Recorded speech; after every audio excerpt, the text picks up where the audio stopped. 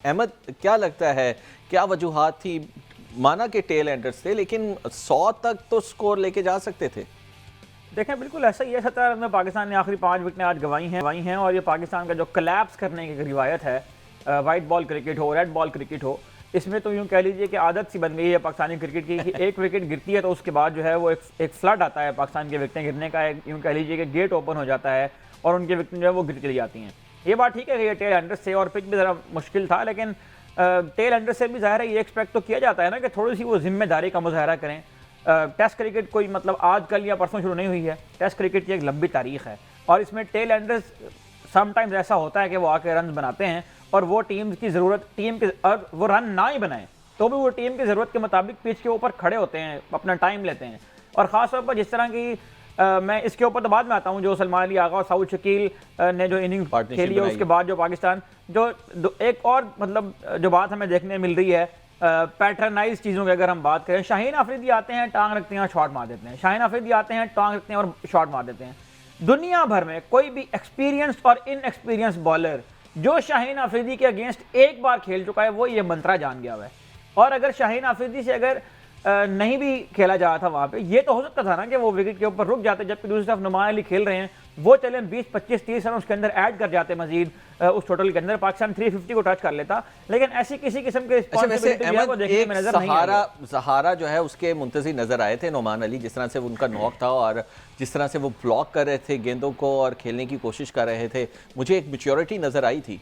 देखिए बात यह है कि आपको ट्रस्ट करना चाहिए ना अपने टीममेट के ऊपर। जब नुमान अली दूसरे एंड पर खड़े हैं और आप ये तवक्को तो उनसे रखते हैं ना, चले वो 15 रन नहीं बना लेंगे, वो नहीं चले सेंचुरी बनाएंगे, नहीं 50 बनाएंगे, 15-20 रन तो वो बना लेंगे ना।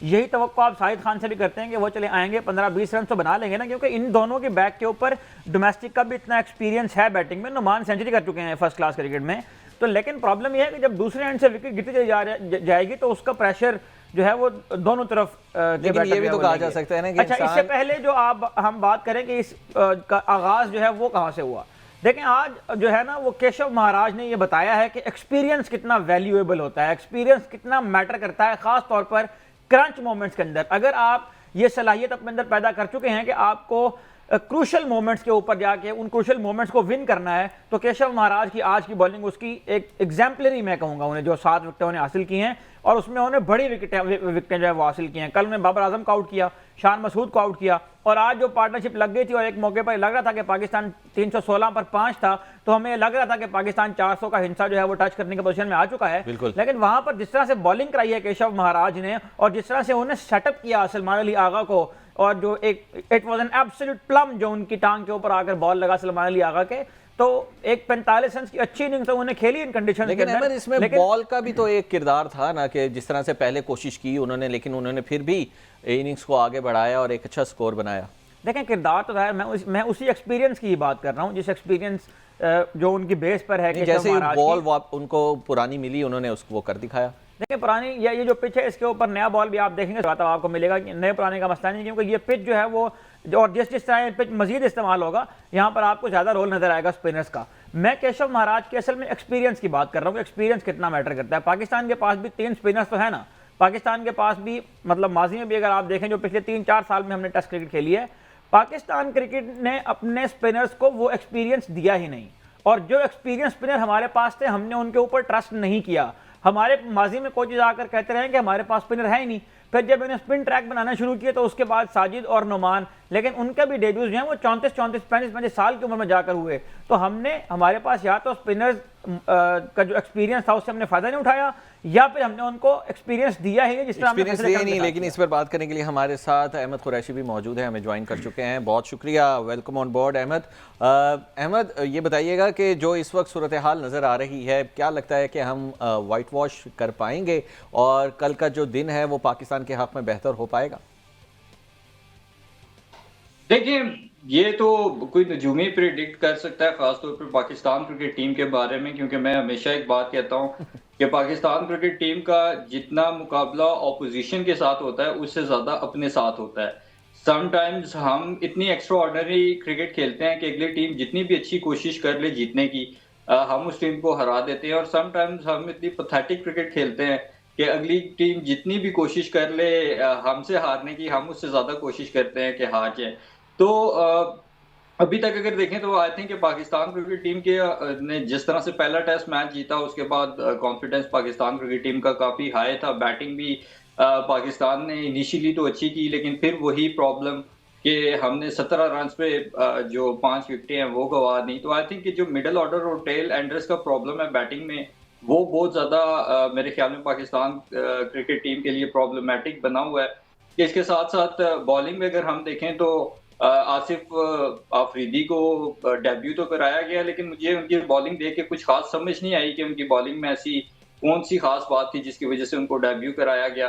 हालाँकि आपके पास साजिद खान, ओमान अली और अबरार का कॉम्बिनेशन बड़ा ज़बरदस्त था। सो आई थिंक कि ये मुझे कुछ ज़्यादा ही थोड़ा-सा मैच रादर देन कि इसका रिज़ल्ट निकले, मुझे ड्रॉ की तरफ जाता हुआ नज़र आ रहा है, ऑल्दो के ड्रॉ की तरफ अभी जाते हुए दूसरा देख ही रहे दिन हैं। हुआ है। लेकिन अहमद, जिस तरह से हम परसीव कर रहे थे कि जिस तरह से 50% मैच पाकिस्तान के कल हमें 259 के ऊपर नज़र आ रहा था और कहा जा रहा था कि 70, 75 या 100 तक हो जाए तो पाकिस्तान सेफ साइड हो जाएगा और 50% पाकिस्तान मैच जीत चुका है। लेकिन जिस तरह से आज पिच ने बिहेव किया है और जो एक्सपेक्टेड था और पाकिस्तान के जो बॉलर्स के साथ जो एक्सपेक्टेशंस थी, आपको नहीं लगता कि पाकिस्तान की वो थोड़ी सी जो जजमेंट है और पिच को लेकर जो ट्रस्ट था प्लेयर के ऊपर, वो थोड़ा सा ख़राब हुआ है?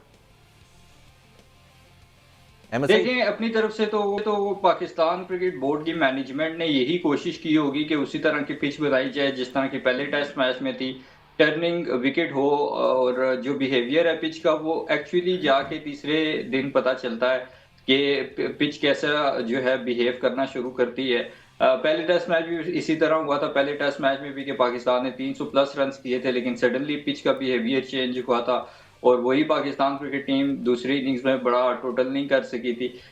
सो आई थिंक कि कल का दिन बहुत ज़्यादा इम्पोर्टेंट होगा। अब जो होना था वो तो हो गया, और आज का दिन अगर देखा जाए तो बड़ा बोरिंग भी रहा है टेस्ट क्रिकेट को लेके। और इस तरह की अगर क्रिकेट होगी टेस्ट क्रिकेट में तो फिर मेरे ख्याल में हम टेस्ट क्रिकेट को किल कर रहे हैं।